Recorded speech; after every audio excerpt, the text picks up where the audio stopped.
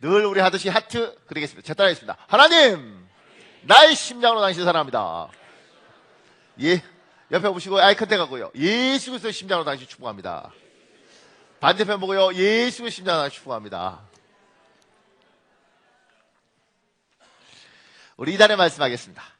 12해 동안이나 혈루증을 앓는 여자가 예수의 뒤로 와서 그 거독가를 만지니 이는 제 마음에 그 겉옷만 만져도 구원을 받겠다 함이라. 예수께서 돌이켜 그를 보시며 이르시되 따라 안심하라, 내 믿음이 너를 구원하였다. 마태복음 9장 20절에서 22절 말씀 우리의 선포하겠습니다. 여호와 나의 하나님, 주님의 옷자락을 믿음으로 만집니다. 지금 나의 믿음을 보시옵소서. 나를 모든 역경에서 구원하여 주실 줄 믿습니다. 내 가족을 모든 어려움에서 구원하여 주실 줄 믿습니다. 내 나라와 내 민족을 모든 위기에서 구원하여 주실 줄 믿습니다. 성령님의 능력으로 선포하여 주옵소서. 내 믿음대로 될지어다. 예수님의 이름으로 기도합니다. 아멘. 반드시 여러분의 선포대로 될 줄 믿습니다. 주께서 내 믿음대로 될지어다 이렇게 말을 하면 어떤 일이 일어나겠습니까? 생각해 보셨습니까? 여러분 안에 어떤 믿음이 있습니까? 주께서 얘야 내 믿음대로 될지어다 이렇게 하는 순간 무슨 일이 일어나겠습니까?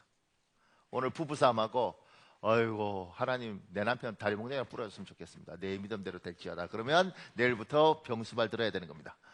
그렇지 않겠습니까? 아이고 이놈의 거지 같은 차 가다가 폭 퍼져버려라. 내 믿음대로 될지어다. 그런 순간 차 가다가 퍼지는 겁니다. 그러니까 뭐 제가 질문하는 거예요. 당신에게는 무슨 믿음이 있는가? 들어가는 말 오늘 삭개오 이야기를 너무너무 잘하잖아요. 뽕나무 위에 삭개오. 근데 들어가는 말 제가 이렇게 적었습니다. 이전에 제가 크게 세 가지 믿음이 우리 안에 있어야 한다고 말씀드렸습니다. 첫 번째는 구원받는 믿음입니다. 이것을 저는 하늘의 복을 받는 믿음이라고 생각합니다. 오늘 당장 지금 이 순간 세상을 떠나도 하나님의 나라 천국에 들어갈 분명한 확신이 있습니까? 이 질문에 예 라고 똑똑하고 분명하게 말할 수 있는 믿음입니다. 두 번째는 축복받는 믿음입니다. 이것을 저는 땅의 복을 받는 믿음이라고 생각합니다. 세상에서 나의 생명이 있는 날 동안 가정에서, 직장에서, 교회에서, 사회에서 천국을 이루고 확장하고 누릴 확신이 있습니다. 하나님이 나의 인생을 이 세상에서 복되게 만들어 주실 것이라는 확신이 있습니다. 세 번째는 변화되는 믿음입니다. 이것을 저는 성품의 복을 받는 믿음이라고 생각합니다. 하나님은 모나고 독선적이고 까칠하고 이기적이고 고집불통인 나의 성품을 하나님 보시기에 힘이 좋은 성품으로 바꾸어 놓으실 것입니다.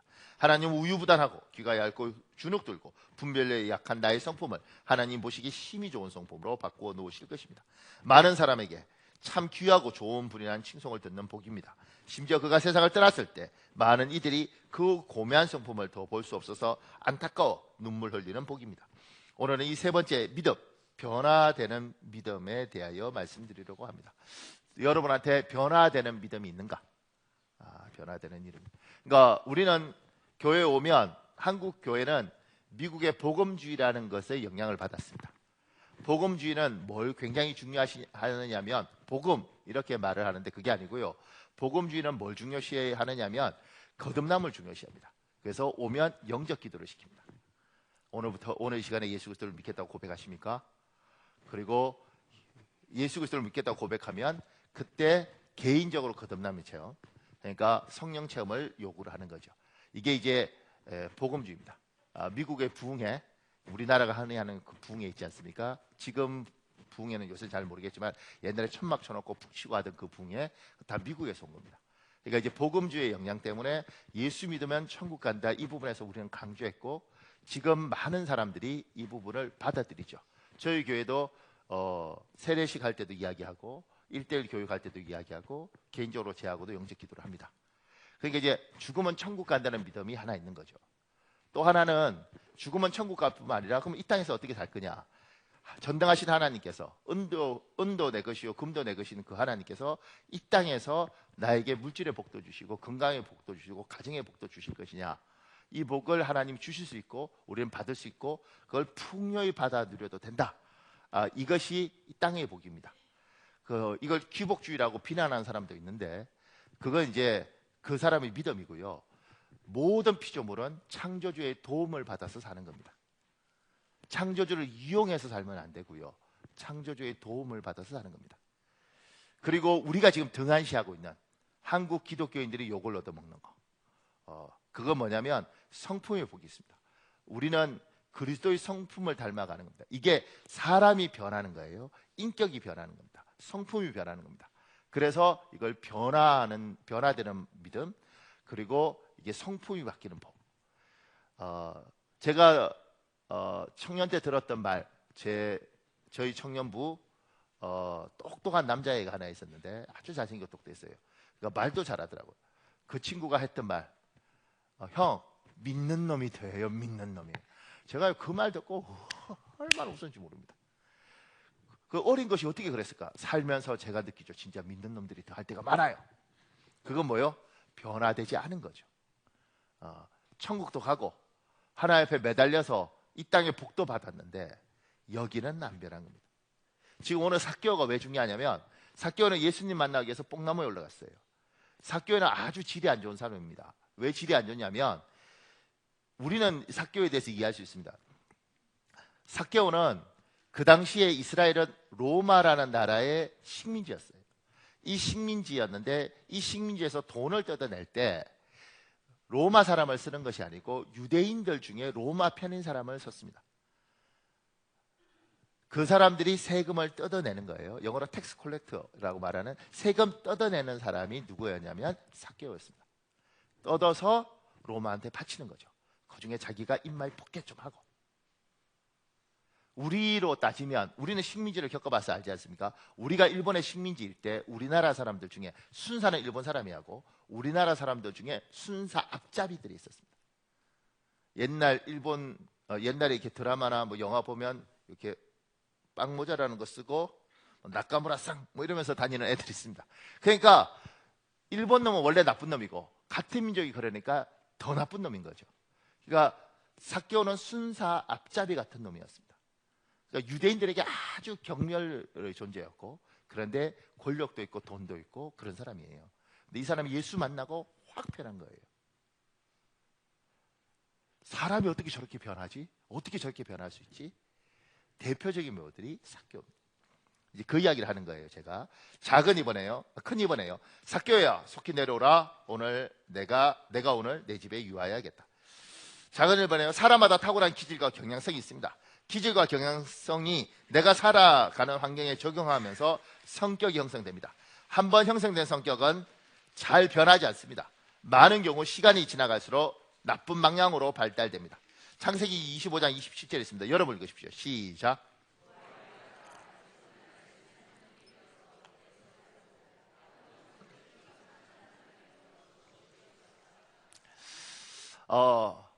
이삭이 리브가하고 결혼해서 쌍둥이를 낳습니다.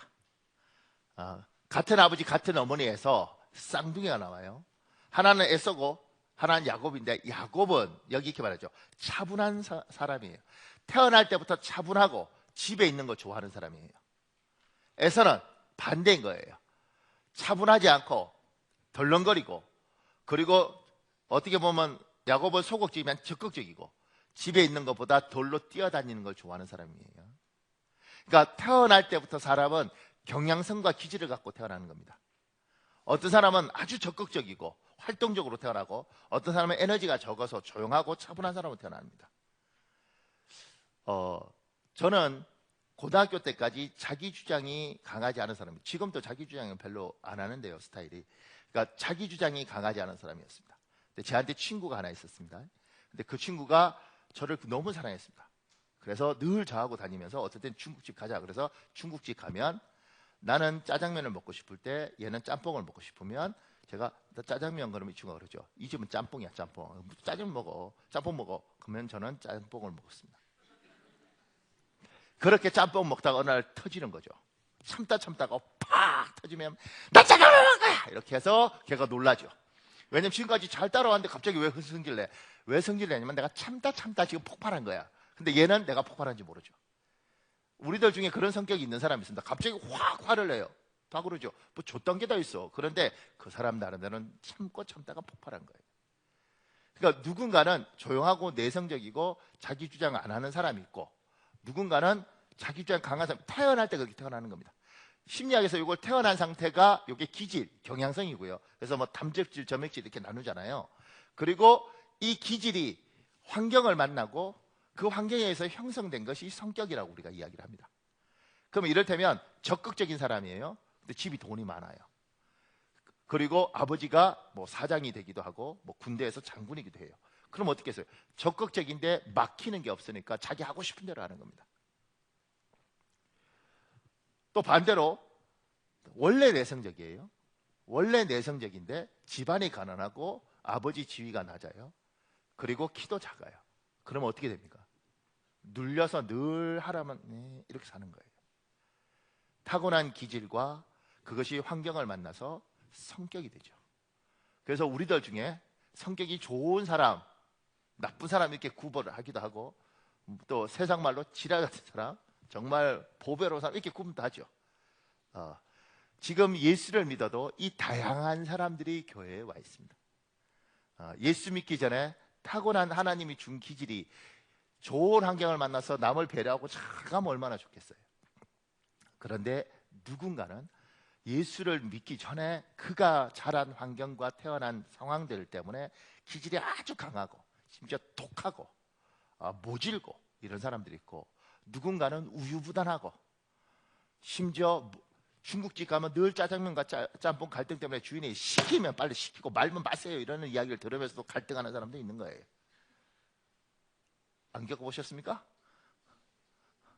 짜장면과 짬뽕. 그래서 짬짜면 나온 거예요. 그러니까 이게 사람은 이렇게 되는 거죠. 그런데 그 밑에요. 삭개오는 성격이 안 좋은 사람이었습니다. 그런데 삭개오가 변해서 완전히 새로운 사람이 되었습니다. 어떻게 이것이 가능할까요? 이것이 진짜일까요? 그 밑에요. 예수님을 만나면 사람이 변합니다. 변하지 않는 것이 이상한 것이고 변한 것이 정상입니다. 고린도후서 5장 17절 있습니다. 여러분 읽으십시오. 시작.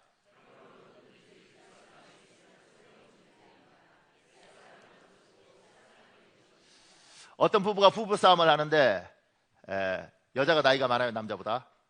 근데 그 부부싸움을 하면서 남자가 막 그러면 여자가 이렇게 이야기를 했다고 그래요. 나 원래 이렇게 생겨먹었어. 나 태어날 때부터 이 모양으로 태어났어. 이렇게. 그럼 남자가 기겁을 한다는 겁니다. 왜냐면 자기보다 나이도 많은데다가 성질이 안 좋은데 확 해버리니까 주눅이 든다는 거예요. 그러니까 참 대책 없는 건 뭐냐? 나 원래 이렇게 생겼어. 나 우리 엄마 태어날 때부터 나는 성질이 이렇게 생겨서 뭐 어떡하라고 이렇게 하면 이게 대책이 없는 거죠. 여러분 남편이 그런 남편이지 않길 예수님을 축원합니다. 바꿀 수도 없어. 이미 결혼해서. 근데 그렇게 하면 대책이 없습니다. 그리고 이런 것들을 목사님들도 이렇게 말하는 거예요. 아유, 사람이 변하지 않아. 사람 안 변해. 저는 이렇게 말하는 목사님들 많이 겪어봤어요. 특히 목회 오래 하신 목사님들이 이런 이야기 합니다. 사람 안 변해, 사람 안 변해. 그래서 충고할 때 성질 좋은 거하고 결혼해, 기도 많이 하는 거하고 결혼하지 말고 이렇게 이야기해요. 어진아, 이게 무슨 말인지 알아? 기도 많이 하는데 성질 진짜 이상한 거 있다. 근데 예수를 안 믿어도 그렇게 성격이 괜찮은 애들이 있어. 근데 목회 많이 한 분들은 그렇게 이야기하는 거예요. 성질 좋은 것들하고 결해. 기도 많이 하고 독한 것들하고 하지 말고 이렇게. 그게 왜 그러냐면 사람이 안 변한다는 거예요. 이게 이제 목사들끼리도 이렇게 오는 거죠. 사람이 안 변해. 그러니까 그런데 그게 우리 경험적인 거예요. 근데 성경은 보라, 이전 것은 지나갔으니 새 것이 되었다 이렇게 이야기해요. 여기 뭐예요? 새 사람이 되었다는 거예요. 그러면 예수 믿으면 사람이 지금 삭개오처럼 변하는 거죠. 이게 하나님의 능력이고 이게 정상인데 하도 안 변하니까 우리가 이야기가 안 변해 이렇게 해요. 어떤 목사님이 설교하면서 여러분 변하셔야 됩니다. 예수 믿고 변하셔야 됩니다. 근데 성도가 그러더래. 목사님 제일 안 변했어요. 이렇게. 왜냐하면 그렇게 우리도 그러잖아요. 우리 교회는 많이 변했죠. 우리 교회는 제가 다른 목사들 만나서 자랑하는 게 우리 교회는 사람이 변해요. 우리 교회는 진짜 사람이 변해요. 이렇게 말을 하면 많이 놀래요. 그리고 제가 거짓말하는 줄 알아요. 우리 교회는 정말 사람이 많이 변해요. 변했죠. 고민해 주사님 많이 변했죠. 10년. 김기현 집사님 진짜 많이 변했지. 지금 그게 변한 거 지금 몰라요 이러잖아요. 옛날 같으면 맨 내 이름을 불렀어 이렇게 한다고 그러잖아. 기억 안 나? 내가 김기현 집사 그러면 이게 이미 끝난 거지. 지금 다 웃고 이러잖아. 엄청 변한 겁니다. 내한테 이야기해 보라고요. 목사님 우리 교회 변할 때 저 집사를 왜 저모해? 내가 이야기할 때 10년 전에 저 사람은 거의 사람이 아니었다니까. 정말 집사님 말고 사람이. 그리고 그런 사람 많아요. 우리 교회 정말 개가천선한 사람들 맞죠? 제가 목회하면서 하나님 앞에 너무 감사한 건 변하는 거. 이게 정상인 거예요. 예수를 만나면 변하는 겁니다. 그렇죠? 봉건사님, 김현철 장님 변했죠? 옛날에는 안 태우고 왔잖아. 막 태우러 오고 오후에 주일날 저녁에. 저 두 부분은 대구 사람인데 둘 다 경상도 사람이에요. 그러니까 옛날에 지금은 이제 봉성래 권사님 교회에서 주일날 오후 늦게까지 일을 하면 장로님이 태우러 오는 거 없습니다. 더 웃긴 건 장로님이 변해서 태우러 왔는데 봉건사님 거죠. 왜 태우러 오냐고. 내가 간다고 막 이렇게 하고 내가 그러지 말라고. 지금은 태우러 오고 뭐 이렇게 정말 많이 변했습니다. 대구 사람이 저 정도면 됐지 뭘 더 바라겠어요. 너무 많은 걸 바라면 안 되는 거죠. 우리 교회 변한 사람 정말 많습니다. 하나하나 이야기하면 밤샐 수 있습니다. 지금 여기 앉아서 나는 안 변했는데 당신이 문제예요. 대부분 변했죠. 정말 많이 변했죠. 변하는 게 정상이에요. 보세요. 그 밑에 이기성 목사라는 사람이 책을 썼어요. 주 안에 사람이 바뀐다. 이 책 너무 재밌어요. 24시간 주님과 동행하기를 힘쓰면서 제 안에 분명한 확신이 생겼습니다. 주 안에서 사람이 바뀐다는 것이었습니다. 그것이 성령의 열매입니다. 많은 그리스도인들이 자신이 변화될 것을 믿지 못합니다. 가족이 변화될 것도 믿지 못합니다. 교인들이 변화될 것도 믿지 못합니다.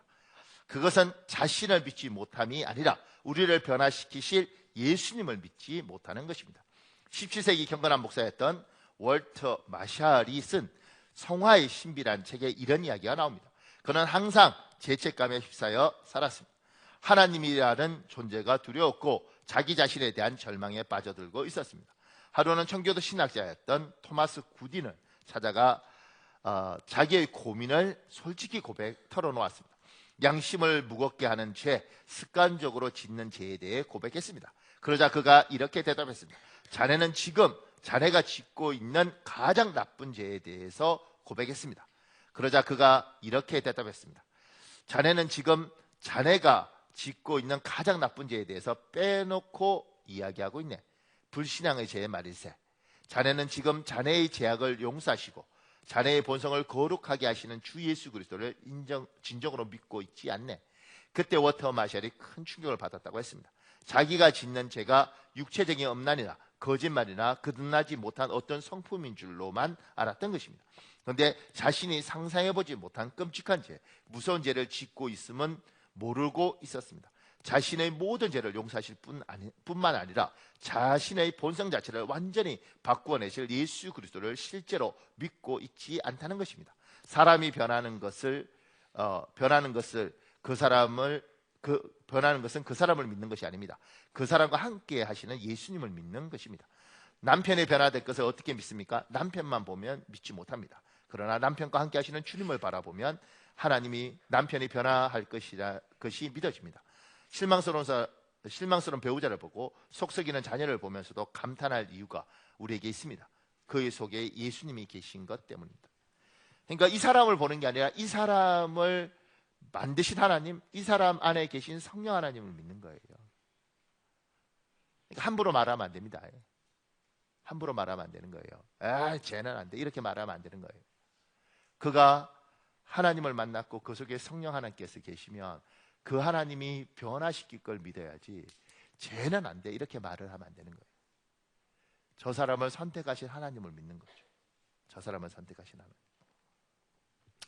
보세요. 밑에 교회 역사에 예수님을 만나면 확실히 변한 사람들의 이야기가 너무 많습니다.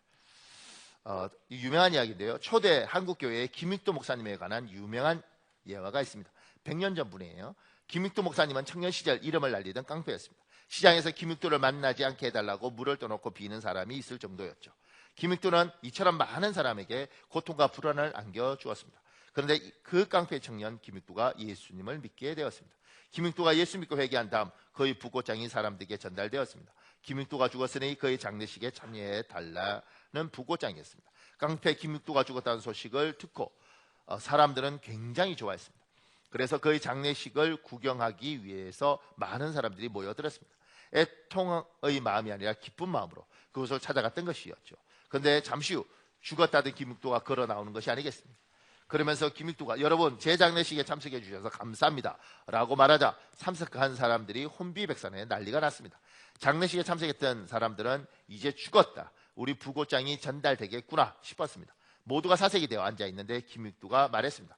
여러분 걱정하지 마십시오. 과거의 김익도는 죽었습니다. 이제 저는 예수님 안에서 새로 태어난 김익도입니다. 그동안 저의 잘못을 진심으로 사과합니다 하며 사색이 되어 앉아있는 사람들에게 큰 절을 올렸습니다. 그 뒤 그는 신학교에 들어가 공부한 후 목사가 되었습니다.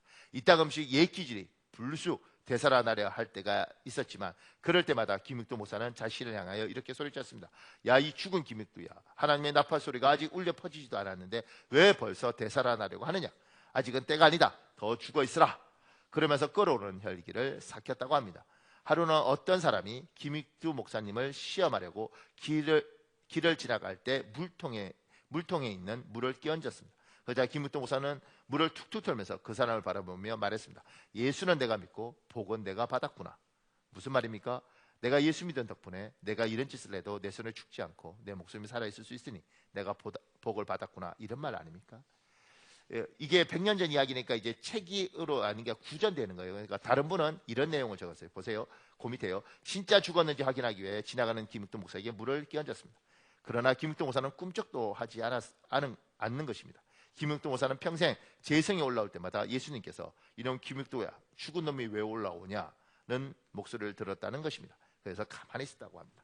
그러니까 자기가 자기한테 명령한 건지 예수께서 자기한테 명령을 한 건지 잘 모르죠. 또 예수께서 한 걸 김익도 목사님이 적용해서 시켰는지. 근데 이분 평생은 자기가 재성이 올라올 때마다 얘야, 너 새로 난 사람인데 이러면 안 된다, 이렇게 이야기하는 거예요. 그러니까 이 부분에 대해서 여러분이 생각해야 됩니다. 여러분이 예수 믿는 사람이면 여러분의 원래 기질, 원래 성질들이 올라올 때마다 야, 박현우가 너 이러면 안 되지 않냐, 너 주 안에서 새 것인데 세례 받을 때 옛 성품 죽었다고 이야기하고 세례 받았는데 올라오면 안 되지 않냐, 이렇게 이야기해야 되는 거죠. 그리고 실제로 이렇게 바뀐 사람들이 있다는 거예요. 많이 바뀐 사람들이 있다는 겁니다. 작은 이번에요. 나도 삭개오처럼 변하여 완전히 새로운 사람이 될 수 있습니까? 이 질문의 답변은 당연히 예입니다. 예스, 이렇게 이야기하는 거예요. 목사님, 저도 변할 수 있나요? 삭개오가 변했듯이 당신도 변할 수 있습니다. 그 밑에요. 권사님인데 집사님인데 안 변하셨던데요? 우리가 교회를 다니고 예배를 드리는 이유는 하나님을 만나기 위해서입니다. 그분들은 하나님을 못 만나셨습니다. 먼저 예수님을 인격적으로 만나십시오. 제대로 성령 체험을 하십시오. 그러면 사람은 변화될 수밖에 없습니다. 사도행전 4장 13절에 있습니다. 여러분 읽으십시오. 시작.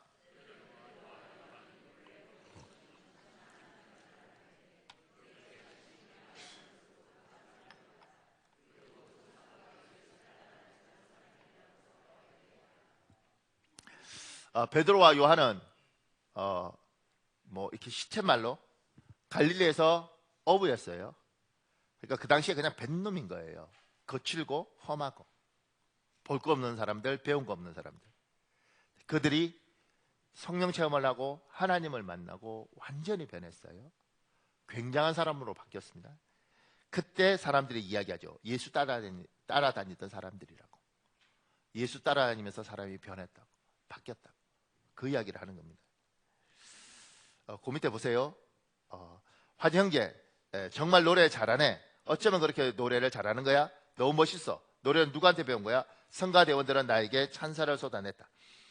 이렇게 칭찬을 받아본 게 얼마만인가. 그들은 항상 나에게 잘한다고 칭찬해 주었다. 나는 그동안 막내라는 이유로 집안에서 무엇 하나 제대로 하지 못했다. 그래서 늘 형님이나 누나들에게 공 같다는 소리를 많이 들었다. 우리 가족들 눈에는 내가 그저 형이나 누나가 하는 일을 멍하니 바라보거나 강아지라 데리고 놀면서 빙둥거리는, 그리고 공부에는 별 관심이 없는 그런 공 같은 동생이었다. 그러나 교회만 오면 나를 대하는 게 달랐다. 모두들 아낌없이 칭찬해 주었다. 나는 교회 가는 게 즐거워졌다. 솔로로 찬양을 하고 나면 성가대원들뿐 아니라 담임 목사님, 성도들 또 그날 예배를 마친 후 격려를 아끼지 않았다. 환영제 은혜 많이 받았어요. 형제가 찬양 부를 때면 제 마음이 너무 평안해져요. 이렇게 교회에서 성가대로 봉사하며 다닌 지 3주가 되던 주일이었다.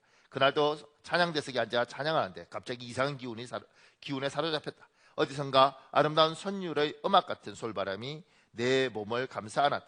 갑자기 몸이 뜨거워지면서 눈물이 왈칵 쏟아졌다. 이게 뭐야? 눈물인가 콧물인가의 창피해. 그러면서 한쪽 팔로 흘러내리는 눈물을 닦았다. 지금은 전혀 슬프지도 않아. 그렇다고 눈물 흘릴 만큼 감격적이지도 않아. 기쁜 소식을 들은 것도 아닌데 이게 뭐지? 내가 무엇에 놀랐나? 아니야, 그런 것도 없어. 머릿속이 잔뜩 복잡해지며 이런저런 생각들로 뒤엉켰다. 그러더니 갑자기 몸에 뜨거운 열기가 확 느껴졌다. 다시 하염없이 눈물이 흘렀다. 그리고 알 수 없는 말이 터져나왔다. 솔직히 그 당시에는 그게 무엇인지 몰랐다.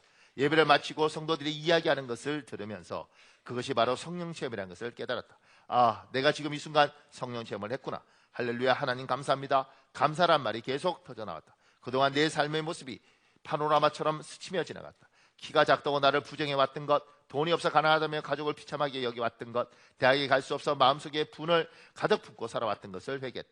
화창하고 맑은 하늘도 그동안 나의 눈에는 늘 구름 낀 푸른 하늘로 보였다. 아름다운 꽃을 봐도 내게는 그냥 꺾어진 꽃묶음으로만 보였다. 나는 구름 끼고 비 오는 날의 어스름한 분위기가 좋았다. 근데 성령을 체험하자 이 모든 게 달라 보였다. 그날 아주 오랜만에 강렬한 빛을 쐬면서 새파란 하늘 향해 외쳤다. 아, 하늘은 왜 이렇게 아름다울까? 바람에 하늘거리는 나뭇잎도 너무 곱고 아름답구나. 그리고 하나님께 서원했다. 제게 좋은 목소리를 주셔서 감사합니다. 평생 주님을 찬양하고 살겠습니다. 이때부터 나는 긍정적인 신앙인으로 변화됐고 어려운 환경을 탓하지 않게 되었다. 가정편이 어려우면 어떠랴? 내가 개척하면 되지. 굳게 마음먹었다. 이제는 친구들과 노는 것보다 교회에서 찬양하는 게 더 좋았다. 그때 나의 마음속에 성광처럼 와서 박힌 말씀이 있었다. 내게 능력 주신 자 안에서 내가 모든 것을 할 수 있느니라. 이 말씀을 접한 후 나의 삶은 더 이상 제핀 인생이 아니었다. 내게 능력 주시는 분이 전지전능하신 하나님이신데 내가 무엇인들 못하겠는가? 자신감이 생겼다. 이 사람은 그렇게 하면서 이 사람이 바뀌어버렸어요. 근데 이 사람이 바뀐 이유가 뭐냐면 하나님을 만난 거예요. 성령 체험을 한 거예요. 그러니까 우리가 지금 성도도 자꾸 착각할 수 있고 목사님도 자꾸 착각하는 이유가 목사가 얼마나 뛰어나게 말을 잘해야지 교회의 성도들이 올까요? 우리 목사님들이 공부를 자꾸 하면서 착각하는 게 뭐냐면 굉장히 설교를 잘하면 성도들이 많이 올 거라고 생각해요. 근데 여러분 한번 생각해 보셨습니까? 여러분 평생 설교 듣고 이시동 목사님 평생 설교 듣고 자랐잖아요. 그죠? 평생 설교 듣고 자라면 설교가 그게 그겁니다. 솔직히 그러지. 표정은 그래 맞아요 이러는데 대답을 못하는 거죠. 설교가요 평생 목사님 새로운 이야기. 교회가 새로운 이야기 어디 있어요? 예수 믿자, 열심히 믿자, 기도하자, 힘들어도 하나님 붙들고 살자 이런 이야기 하는 거지. 뭐 새로운 이야기가 뭐 있겠어요? 10년 동안 제 설교 들으면서 엄청 새로운 이야기 들은 사람, 설교하는 나도 늘 같은 이야기 하는 것 같구만. 여러분 목사님 늘 같은 이야기 듣는 거 얼마나 힘든지 아십니까? 하는 나는 훨씬 힘들어. 늘 같은 이야기 얼마나 힘든데. 그렇지 않겠습니까? 우리 늘 같은 이야기 해요. 그런데 그럼에도 불구하고 예배 시간에 누군가는 울고 있어요. 누군가는 어떻게 제 말씀이냐고 이야기하고 있어요. 이게요 사람이 이야기하고 사람이 받아들여서 일어날 수 있는 일이 아닙니다. 조영남? 뭐 이를테면 여자애들이 좋아하는 뭐 방탄소년단? 뭐 하여튼간 걔들이 와서 공연을 한다 칩시다. 매주일 우리 교회에서 고민하시면 52주 계속 보러 올 거예요? 한 서너 번 보면 안 와. 근데 나는 별로 볼 것도 없잖아. 그런데 이게 정상이 아니잖아요. 저 보러 오는 거 아니라고요. 왜 저는 교회가 운영되는 게 이게 기적인데, 하나님이 예배 시간에 역사하고 하나님이 일하지 않으면 교회는 이렇게 모일 수도 없고 이렇게 유지될 수도 없습니다. 조금 전에 이제 중고등부 수련회를 교회에서 했거든요. 이번 주에 1박 2일. 근데 얘들을 금요일 날 예배에 참석시킨다는 거예요. 중학교 1학년부터 고등학교 3학년까지. 중학교 1학년이 말이 중학교 1학년이지 지금 6학년이에요. 중학교 들어가는 애들이라고. 근데 철야에 왔어요. 그래서 제가 철야에 맞게 걔들을 위한 설교를 준비했어요. 근데 제가 중고등부 사역 떠난 지가 언제예요? 벌써 15년이 뭐야? 그만큼 했는데 얘들이 무슨 생각을 가진지 어떻게 알겠어요? 얘들이 하는 게임도 난 이해가 안 가요. 말하는 것도 이해 안 가도, 왜냐면 뒤에서 애들끼리 뭐라고 하는데 용어가 못 듣던 용어예요. 어떻게 설교하겠냐. 근데 저보고 최명원 전사님이 일단 금요일 날 다 오고 목사님 설교하래. 그런데 더 웃긴 건 설교 준비를 하다 보니 1시간 15분을 설교를 했어요. 놀라지만 여러분 보통 1시간 듣잖아요. 그러니까 애들 데리고 원래 하던 대로 너무 사랑스러우니까 더 열심히 한 거지.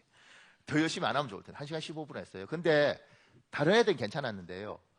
초등학교 6학년들 이제 중학교 1학년 올라오는 애는 40분 동안 잘 듣더라고.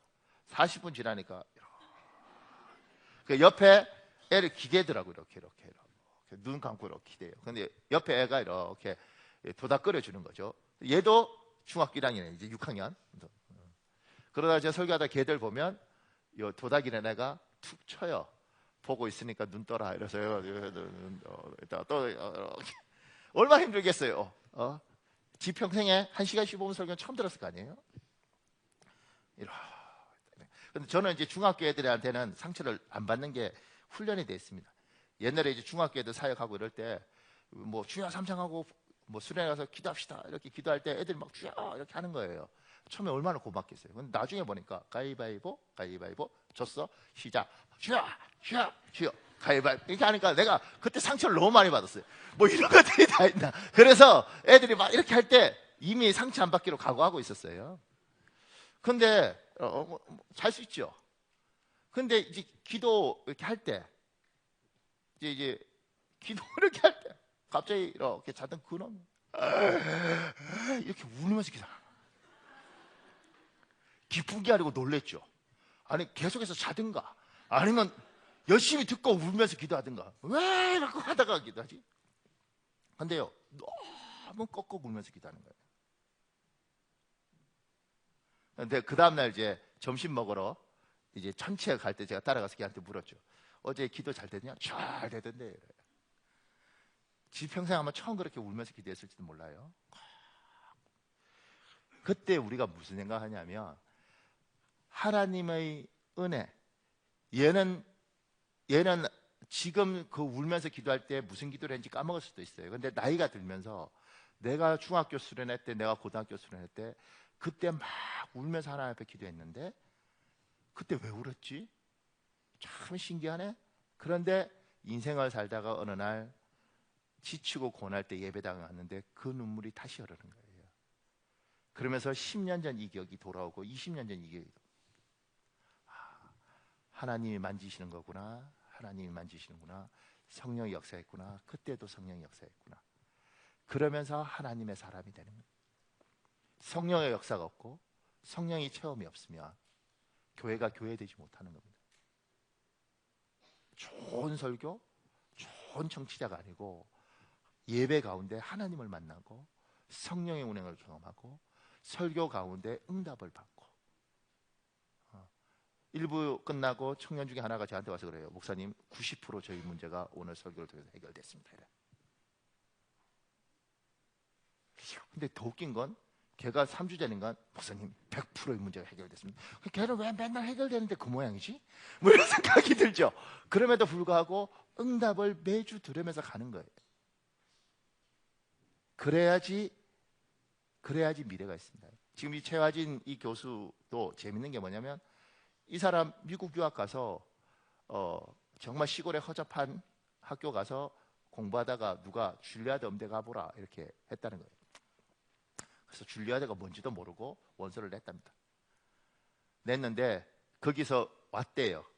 현지로 시험 보러 와라. 시험 보러 왔는데 영어로 노래 두고 불란서로 노래 두고 독일어로 두고 이탈리아로 두고, 그런데 영어도 겨우 하는 판국에 불어, 독일어, 그 다음에 이탈리아를 어떻게 하겠어요? 근데 갑자기 하늘에서 그래서 에휴, 포기해야겠다. 그런데 하늘에서 하나님이 밥 메고 있는데, 미국에서 밥 메고 있는데 하나님 이야기하더래요. 뭐라고 이야기하냐면, 너 노래 어떻게 불렀니? 악보 보고 불렀니? 아니면 듣고 따라 불렀니? 듣고 따라 불렀죠. 영어 독일어 알 필요 없다. 그냥 듣고 따라 부르면 된다. 이렇게 하늘에서. 그래서 미국 레코드사 가서 그 파바로티 이런 사람들 부른 독일어, 영어 이거 그거 사서 카세트를 닳도록 들었답니다. 그리고 줄리아드 음대 시험치를 간 거죠. 독일어도 모르고 영어도 모르는데 그냥 듣고, 영어는 알죠. 불어 이런 거 모르는데 그냥 듣고, 그리고 거기서 8곡 불렀는데 400명이 왔는데 4명 뽑았대요. 줄리아도 그렇게 어려운가 봐요. 400명 뽑는데 4명 뽑았는데 4명 중에 이 사람이 수석했답니다. 그러니까 이런 인생이 있는 거죠. 하나님을 만나고 하나님의 인생을 바꿔주는 역사. 사랑하는 여러분, 성령 체험하시고 하나님을 만나시길 예수님 이름으로 축복합니다. 그 밑에요. 내 소유의 절반을 가난한 자들에게 주겠사오며 내 갑절에나 갖겠나이다. 그 밑에요. 우리가 예수님을 인격적으로 만나면, 성령 체험을 하면 어떤 변화가 나에게 일어납니까? 누가복음 19장 8절에 있습니다. 여러분 읽으십시오. 시작.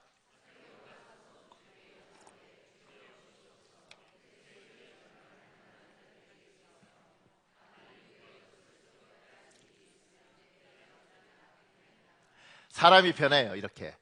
근데 눈에 가장 쉽게 변하는 건 뭐냐면 행동이 변하는 거예요. 행동. 그 밑에요. 표면적으로, 작은 1번에 표면적으로 나의 행동에서 하지 말아야 할 행동을 하지 않게 됩니다. 대신 나의 행동에서 해야 할 행동을 하게 됩니다. 유대인의 율법은 613가지입니다. 이것을 미츠보트 613이라고 부릅니다. 미츠보트는 하지 말아야 할 365가지 계명과 해야 할 248가지 계명으로 이루어져 있습니다. 성령 하나님이 우리에게 오시면 자연스럽게 하지 말아야 할 것을 하지 않도록 인도하시고 해야 할 것을 하도록 이끄십니다. 이게 하나님의 능력이에요. 그 밑에요. 표면적으로 나의 행동에서 하지 말아야 할 행동을 하지 않게 합니다. 송기철이라는 사람 쓴 글 중에 이런 내용이 있습니다. 유학 시절을 떠올릴 때 빼놓을 수 없는 사건이 몇 가지 있는데, 첫 번째는 교회에 나간 지 얼마 안 되어 담배를 끊은 경험이었다. 처음 교회에 나갔을 때 나는 늘 예배당 맨 뒷좌석에 앉았다. 왜냐하면 예배가 끝날 때까지 참지 못하고 중간에 나가 담배를 한 대 피우고 들어와야 했기 때문이다. 나는 고등학교를 졸업하기 전부터 담배를 피운 소위 골초로 기관지염과 편도염을 달고 다니면서도 담배를 끊지 못하고 있었다.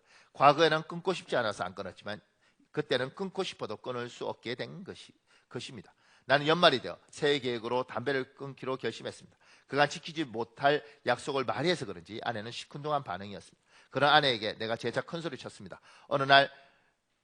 어느 날 같이 유학생활하던 친구를 집으로 초대했는데 그 친구도 나서는 골초였습니다. 담배를 끊겠다는 내 결심을 듣자 그 역시 내가 담배를 끊으면 내 손에 장을 지지겠다 하며 웃어 넘겼습니다. 식사를 마치고 저녁 9시쯤 나는 미국 농무성에 위치한 실험실로 올라갔습니다.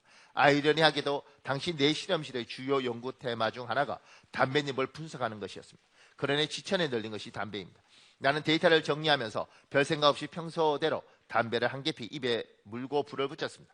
습관이 얼마나 무서운지 모릅니다. 그런데 담배를 한 모금 빨아들이는 순간 허리가 끊어질 듯한 통증을 느꼈습니다. 그리고 악소리를 지르며 바닥에 주저앉아 버렸습니다. 그때 나는 말씀도 모르고 기도도 제대로 할 줄 몰랐습니다.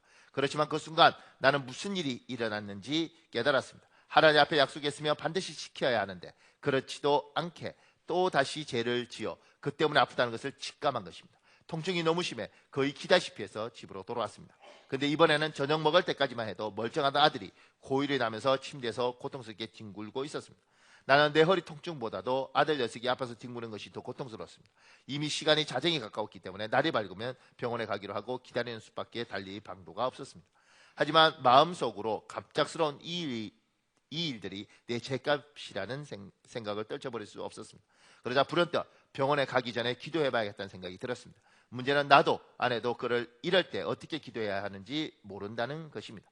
우리는 새벽 4시쯤 옆집에 살던 유학생 집사님에게 사정을 이야기하고 와서 기도해달라고 부탁했습니다. 집사님과 아내와 나 세 사람은 꽤 오랫동안 찬송도 부르고 기도했습니다. 그렇지만 아무런 일도 일어나지 않았고 내 마음에 평안도 없었습니다. 그때 내 마음 깊은 곳에서 내가 다시 담배를 피웠다는 사실을 고백하라고 하라고 울리는 소리가 있었습니다. 나는 아내에게 또 약속을 어겼다는 말을 참아 할 수 없었습니다. 하지만 주님이 어서 내 입으로 고백하라고 하시면 내 뒤통수를 치시는 것만 같았습니다. 얼마나 버텼을까? 나는 나도 모르는 사이에 두 사람 앞에서 주님 죄송합니다. 제가 죄를 저질렀습니다. 라고 고백했습니다. 근데 놀랍게도 그 순간 눈물이 비오듯 쏟아지며 내 허리 통증이 사라지고 아들이 잠잠하게 되었습니다. 이 사건은 내가 하나님을 믿고 처음으로 경험한 기적이었습니다. 나는 이 경험을 통해 하나님과의 관계에 대한 귀중한 교훈을 깨달았습니다. 그때까지 나는 신앙을 불교나 다른 종교처럼 자기 수양 정도로만 생각해 왔는데 주님이 진짜로 계셔서 내 삶에 개입하심을 깨달았고 크고 두려운 존재에 홀린 것 같았습니다. 함께 기도해 준 옆집 집사님의 권면도 잊을 수 없습니다. 반드시 주님을 높이고 주님께 감사해야 합니다. 그렇지 않으면 사단이 이 일을 우연이라고 얘기할 것입니다. 그 일 후에 내가 가장 싫어하는 냄새가 담배 냄새가 되었습니다. 내 노력과 인내가 아니라 하나님의 행하심으로 단번에 담배를 끊게 된 것입니다. 하나님이 자기 백성 하나님을 믿고 성령으로 체험하고 나면 하나님이 하지 않을 걸 하지 않도록 끊임없이 요구하십니다. 독한 사람 버텨요. 독한 사람 저항합니다. 그런데 인생이 고달픕니다. 그래서 누가 예수 믿는데 왜 이렇게 고달픕니까? 하나님이 인도하심에 저항하기 때문에 그렇습니다. 하지 말아야 될 걸 하지 않도록 하나님 요구하시는 겁니다. 그 밑에 이렇게 적었습니다. 표면적으로 나의 행동에서 해야 할 행동을 하게 하십니다. 하나님은 해야 할 것을 하도록 만드십니다. 여러분을 그렇게 이끌어 가십니다. 그러니까 예수 믿는 사람이 목사님 저는 기도도 열심히 하고 하나님 앞에 헌금도 열심히 하고 교회 봉사도 하는데 집안에 여러 가지 복잡한 일도 있고 제 인생도 자꾸 꼬입니다. 이렇게 물으면 제가 이렇게 이야기하죠. 집사님, 하나님이 하지 말라는 걸 하지 말고 하라는 걸 하십시오. 하나님이 우리를 자기 사람 만들어가는 거예요. 행동을 바꿔가는 거예요. 그러면 여러분 알게 됩니다. 내가 내 남편을 사랑하고 내 남편을 위해서 참 기도했는데 이 사람이 고생할 때 그래 고생할 수밖에 없겠다. 또 내가 내 아내를 심지어 내 아이를 위해서 기도하는데 내 아이에게 여러 가지 일이 생길 때 하나님 왜 내 아이한테 이러십니까? 이렇게 할 수 없다는 걸 우리는 알아요. 왜냐하면 저 아이의 성정을 보고 저 아이의 성품을 보면 쟤는 고생을 좀 해야겠다. 그래서 끊어야 될 걸 끊고 안 해야 될 걸 안 해야겠다. 하나님이 그렇게 다뤄가는 거예요. 그래서 내가 어떨 때 집사님 중에 울면서 목사님 왜 우리에게 이렇게 안 좋은 일이 자꾸 생깁니까? 하나님이 저를 싫어하는 거 없습니까? 이렇게 말할 때 집사님 기도합시다. 기도합시다. 하나님이 선하게 인도하실 겁니다. 기도합시다. 이렇게 말할 수밖에 없는 게 집사님 당신 남편을 보십시오. 고생 많이 해야 되지 않겠습니까? 집사님 당신 아내를 보십시오. 고생 많이 해야 되지 않겠습니까? 집사님 당신 자식을 보십시오. 연단을 받고 고생을 해야 되지 않겠습니까? 이 말을 어떻게 하겠어요? 기도합시다. 그러니까 해야 할 행동을 하시고 하지 말아야 될 행동을 하지 마셔야 됩니다. 그 밑에 작은 해보네요. 내면적으로 나의 마음에서 성품의 변화가 일어납니다. 나의 표면적 변화는 다른 사람이 쉽게 변화를 인식하게 됩니다. 그러나 다른 사람이 나의 내면적 변화를 알아차리는 데는 긴 시간이 소요됩니다. 갈라디아서 5장 22절에 23절에 있습니다. 여러분 읽으십시오. 시작.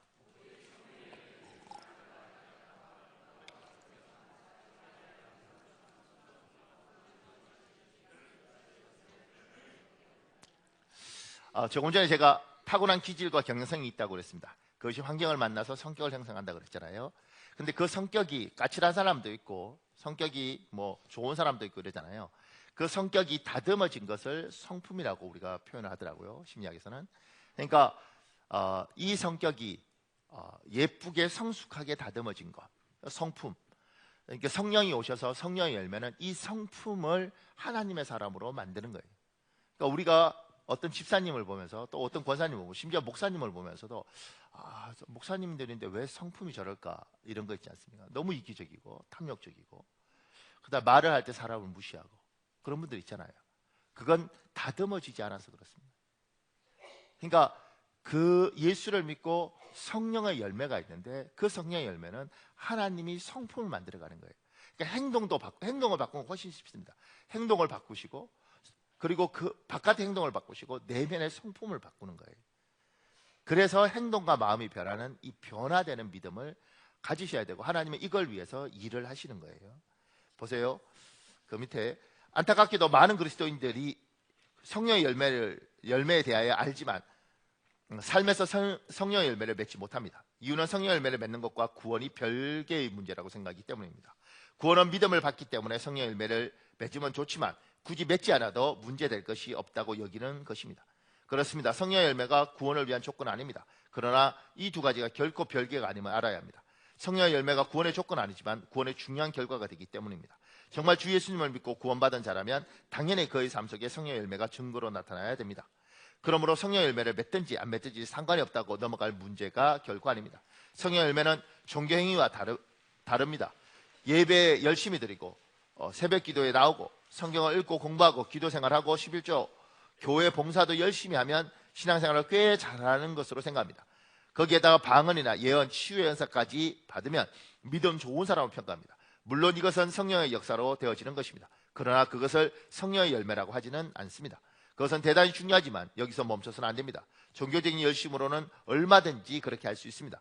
다른 종교인들 중에 그 이상으로 열심인 이들이 많습니다. 그러므로 우리는 종교 행위 정도로 만족하면 안 됩니다. 성령의 열매는 성품의 변화입니다.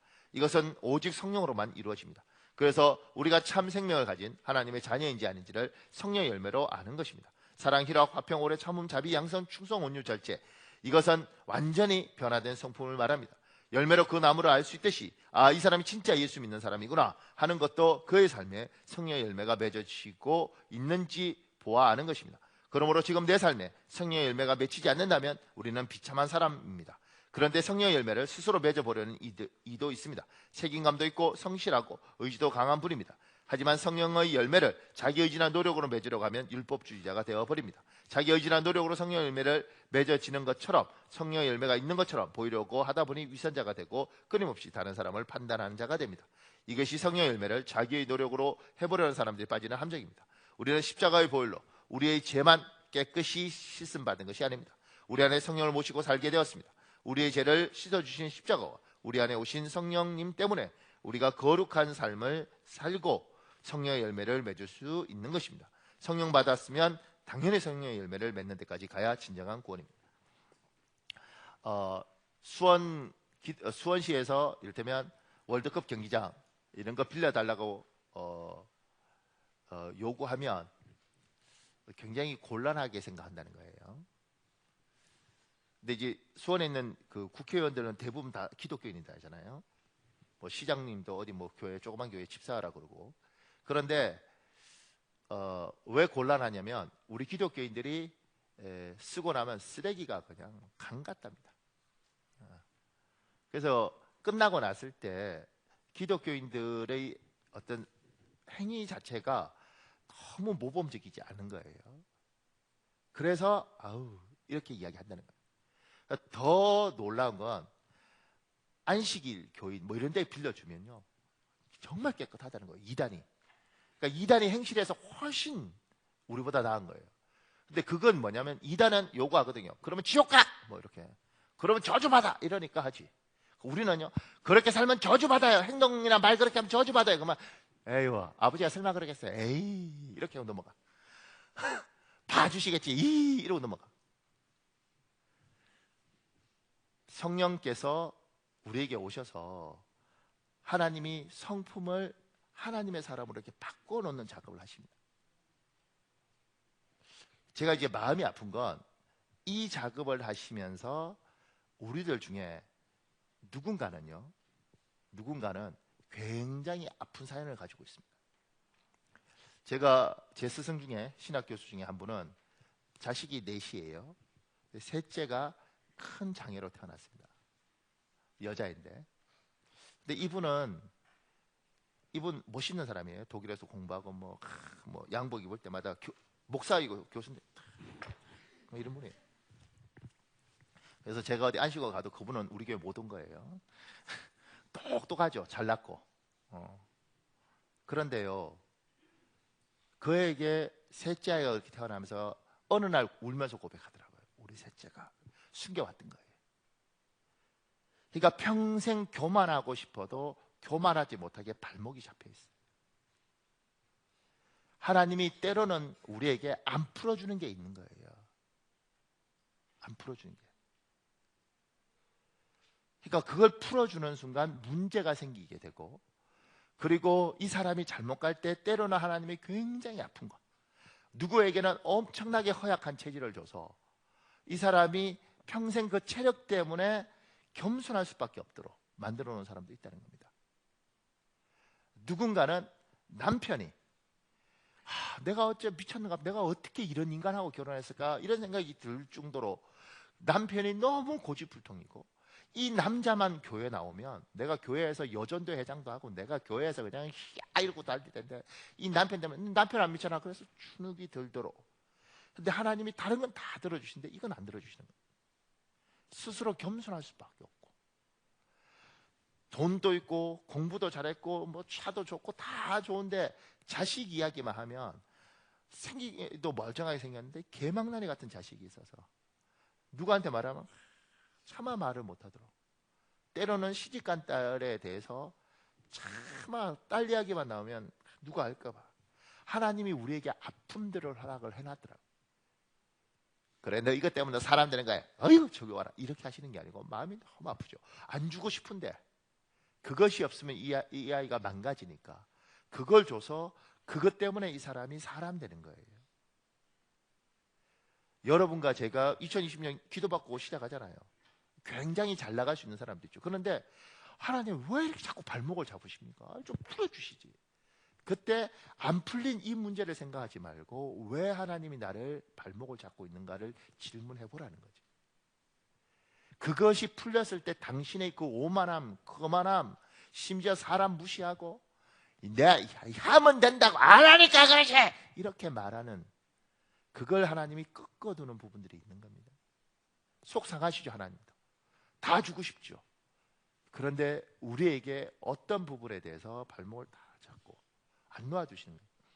고린도서 12장 7절에 그리고 내가 받은 계시가 너무 크고 놀라운 것이기 때문에 하나님은 내가 너무 교만해질까 봐 내 몸에 병을 주셨습니다. 이것은 내가 교만하지 않도록 나를 괴롭히는 사탄의 사자입니다. 사도 바울이 고백한 거예요. 평생 몸에 병을 달고 고통 가운데 사는 겁니다. 제가 이분의 병이 안질인지 간질인지 우린 잘 몰라요. 안질이면 눈에 보이는 것이고 간질이면 설교하다가 거품 불었겠죠. 죽은 자를 살리고 귀신도 쫓아내고 병든 자한테 안수하면 안진뱅이도 일어나고 이랬던 사람에게 누군가가 교만해지려고 할 때 누군가가 뱉는 거죠. 네 몸에 간질이라고 쳐, 이렇게 말하는 순간 쫙 주눅이 듭니다. 베드로도 아픔이 있어요. 베드로가 예수 그리스도를 배신했잖아요. 베드로가 3,000명 회개시키고 막 이렇게 할 때 누가 그러죠? 너 예수님 배신했잖아. 그때 예수님이 너 봤지? 예수님 가장 힘들 때 너 배신했잖아. 어휴, 네가 3,000명 회개시키면 만약 주님 가슴에 못 박은 거. 모두에게 하나님은 너무 복을 많이 받은 사람일수록 아픈 걸 하나 주셨습니다. 그리고 그걸 통해서 사람 만들어가는 거예요. 겸손하게 만들어가시고 함부로 말 못하게 만들어가시고, 이 약점은 저주하고 원망하고 이것 때문에 주눅 들라고 준 게 아니고 이걸 통해서 나를 관리하고 나를 지키는 겁니다. 아, 하나님 내가 또 교만했군요, 내가 함부로 했군요, 내가 이러면 안 될 텐데. 그리고 하나님, 나는 속성이 이런 건데, 이걸 하나님이 우리에게 이야기하시는 거예요. 그래서 그걸 어떤 목사님은 그렇게 말해요. 십자가. 하나님이 당신에게 준 십자가를 사랑해라. 그것이 당신 아들이면 너무너무 속이 상하고 당신 남편이면 가슴이 아프고 그것이 몸의 평생 지병이면 너무 고통스럽지만 이 십자가를 사랑해라. 그거 덕분에 겸손해지고, 그거 덕분에 교회 떠나지 않고, 그것 때문에 하나님 붙들고 있고, 그것 때문에 때로는 날 돌아보면서 그래 뭐 더 가져도 인생 이러다가 죽는 건데 베풀고 살지 뭐, 이렇게 변하는 거. 사랑하는 여러분, 우리 한 5분 정도만 기도해야 되는데요, 이 시간에 주여 한번 간절히 부르시고요, 하나님 이 시간에 이렇게 말씀하시는 것 같습니다. 얘야, 나는 네가 변화되기를 원한다. 네가 천국도 주고 내가 물질도 줬지만 나는 네가 사람이 되기를 원한다. 그것도 아름다운 사람이 되기를 원한다. 주님, 나를 변화시켜 주십시오. 내 마음을 변화시켜 주십시오. 내 성품을 변화시켜 주십시오. 그리고 그것 때문에 쓰임받는 내 아들이 너무 고통스럽고, 그것 때문에 고통받는 내 딸에게 미안합니다. 하나님, 바뀌겠습니다. 그러니까 묶여있는 이 아이를 풀어주십시오. 묶여있는 내 남편을 풀어주시고, 물질을 풀어주십시오. 우리 주여 한번 간절히 부르고 우리 기도하겠습니다. 주여, 아버지 도와주십시오. 아버지 도와주십시오.